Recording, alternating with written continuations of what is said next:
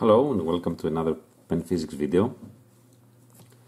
This time I will use a Waterman hemisphere fountain pen with some Faber ink that is the cobalt blue. And the reason for doing this is because I don't have a cartridge inside, and this particular pen does not use a piston filling mechanism or a converter. So as usually I will dip this into ink, just jump start it with some nice fresh ink, and that should last me for quite a while, at least for this exercise. So I'm capping the ink so nothing bad can happen. Okay, what was the problem that I assigned my students? It is refraction of light in water. So imagine the following. Someone is swimming at a depth of 2 meters. So let me draw the surface of water. This would be air outside. This is water. And this is the depth. So this is the guy swimming at this depth, 2 meters. And the first question is, explain why he can see the outside world, everything outside, through a circular area of radius r. And then the second question is, if the index of refraction of water is 1.33, find this radius. So let's say, assume that this is the circular area. Imagine this in 2 dimensions now. This is a circle. So if this is the circular area, how come he can see the outside world through this through a particular circle? And the question has to do with refraction of light.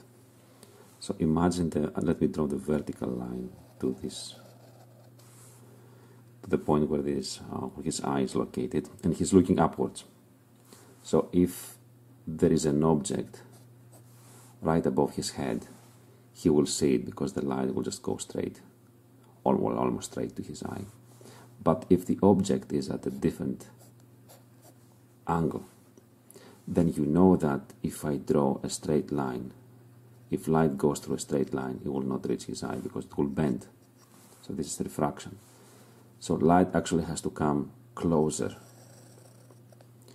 to this vertical line, and then it will bend to meet his eye, his vision. And then you can extend this to all objects that are further and further towards the horizon, let's say. So instead of light going straight to his eye, because light will bend and will never reach from this in this direction, light has to come closer and then bend. And you see that all the objects that are near the horizon will have to come, the light will have to come closer to this point, to this vertical line, because then this light will bend. And this is refraction. Okay. So if these objects are very close to the horizon, close to the surface of the water, then what is this incident, the angle of incidence? Let's call this theta I. Well, theta I will be almost 90 degrees. And then there is an angle of refraction, theta r. And how are these related? They're related with Snell's law.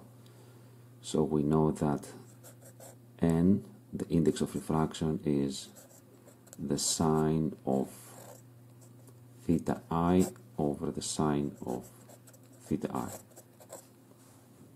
But this is now the sine of 90 degrees, so it's getting closer to the sine of 90 degrees, which is 1. So therefore 1.33 is equal to 1 over the sine of theta r. And this is how you find this theta r for the very for the objects that are very close to the surface. Then we have to use some geometry. Okay, so from that we solve theta r. Theta r is, you can do it with a calculator, is approximately 48.75 degrees. I'm not going to worry about the significant figures right now. I want this radius r.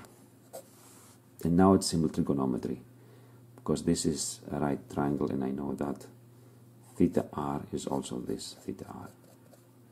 So what is the tangent of theta r? It's this distance over that distance.